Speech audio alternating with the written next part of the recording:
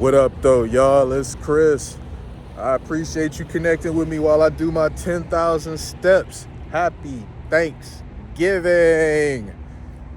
I've been around today, as you guys have seen. I've been to the gym. I had the 2-hour workout in there. I got back over here to my stomping grounds to see about the parade. I missed it, man. I left, went to the gym, was there, exhausting myself in the gym. I'm like, let me get over here. I didn't realize the time was what it was. But I'm getting in a few steps before I gotta see that Lions game. And look, I'm running out of time. It's 12:04. Don't the game start at 12:30 today? For those of you, my fellow Detroiters, the game started at 12:30 today. So I'm running out of time. Let me get these steps in, get this connect in with y'all, and go in there and watch my team win against the Bears. The Bears. But all right, man. Thank you guys for riding along with me. The road to 5,000. I greatly appreciate your support. I'm thankful for you being here. You guys continue to inspire me to do this, and that's why I'm doing it.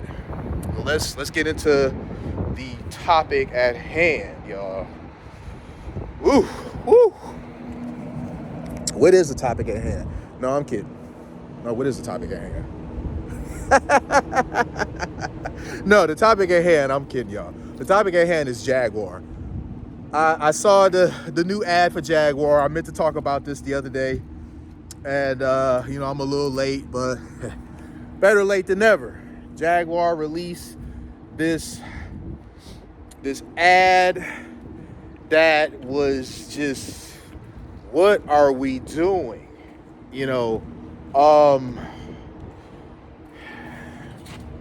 Look, bottom line is, it was just gay. That's all it was. And being gay inherently isn't the problem. The problem is that they oftentimes say these things are going to be diverse, and they're not diverse. All they ever end up being is just gay. They say that this was some diversity, equity thing. They want to reach all people, being themselves, this and that.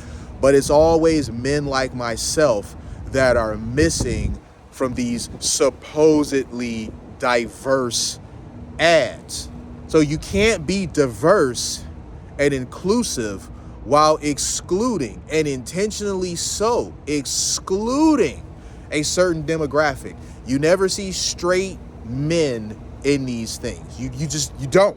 You see all types of others. I ain't gonna throw no labels on nobody or whatever, because people get offended very easy. But you see all types of groups of others, but it don't be straight men, and especially don't be straight white men. I've noticed that, like, straight white men have become like the arch enemy of woke culture.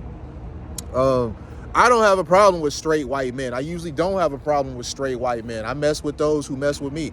We have common grounds. Usually I connect with people regardless of who it is. We sit and we have a discussion. There'll be some common ground that we'll connect on regardless of what race they are. So I usually don't have an issue with straight white guys. I've been talking to straight white guys all my life. So it's just, I have no beef with them, and they seemingly don't have a beef with me. Now, there are some that do have a beef with me for reasons I can't help, and those aren't really the type that I'm trying to connect with anyway.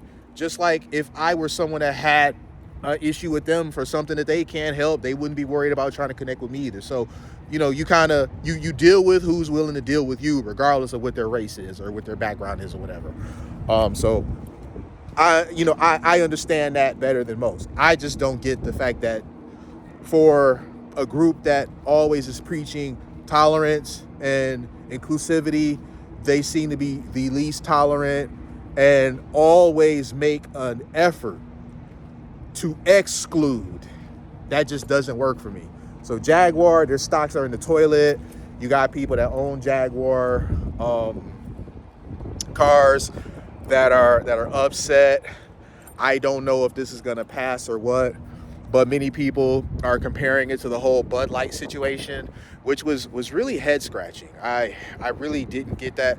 I don't know why these big corporations that have been successful dealing with their install base, they've become masters at dealing with their install base, suddenly decide to alienate them. Bud Light was killing it. They were killing it amongst their middle America, install base, kind of frat boyish, like you guys know what I'm talking about. Like their install base, you kind of know what to expect when it was people who drank Bud Light, and that was totally fine. There's nothing wrong with catering to your install base, but they couldn't do that. They hire this woman who's like some wannabe activist, and she decides that the customer base that is responsible for them having the position that they have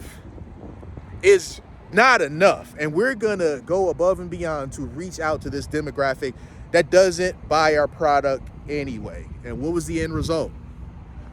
Not only did the group that doesn't buy their product still not buy their product, but they largely turned off a huge chunk, because people still are buying it, but they turned off a huge chunk of their install base. Their stocks fell through the floor. Their market share took a hit. They were losing sales. Some places weren't even carrying it, like different sporting events and stuff that were carrying it. They just flat out stopped carrying it because people didn't want it. You have to know your audience.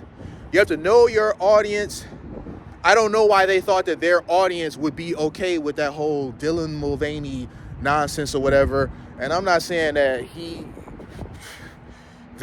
I'll just say, because I don't want no smoke, man.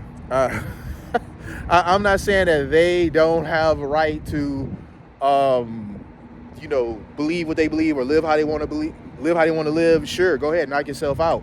But you can't take that and force that onto a group that isn't into that. And that's what they were trying to do. And now it looks like Jaguar is kind of doing the same thing. That whole ad campaign was a disaster. I don't know what it had to do with selling cars. And when they showed who, the executive who was in charge of this looked like, he looked how you would expect him to. He had on some shirt that looked very zesty. You know what I mean? Like it just, and I'm not saying any of this to be offensive. I'm just simply calling it like I've seen it. We live in a world nowadays where just simply describing what you see offends people and upsets people. And I'm not somebody that's going to ever be held back by that. I'm always call things how I see it. You're not going to censor my speech because you are just overly sensitive. It's just not going to freaking happen. But yeah, they're making the same mistake that Bud Light did. And I honestly don't get it because, listen, that demographic is not huge.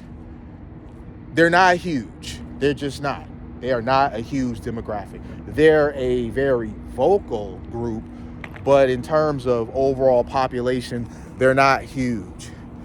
And to be quite frank, I don't really oftentimes see people of that group driving a Jaguar.